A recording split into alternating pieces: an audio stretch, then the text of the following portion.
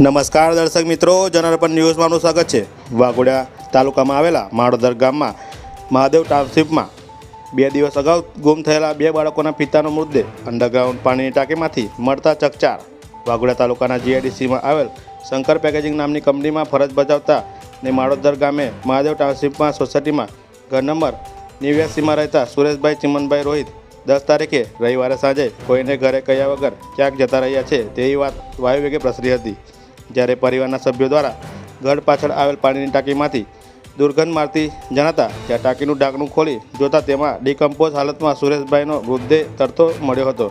આ ઘટનાની જાણ વાઘોડિયા પોલીસ સ્ટેશનને કરતા પોલીસના જવાનો ઘટના સ્થળ પર પહોંચી વધુ તપાસ હાથ ધરવામાં આવી હતી। સુરેશભાઈના મોતનું કારણ પોલીસ તપાસમાં બહાર આવે તેમ છે।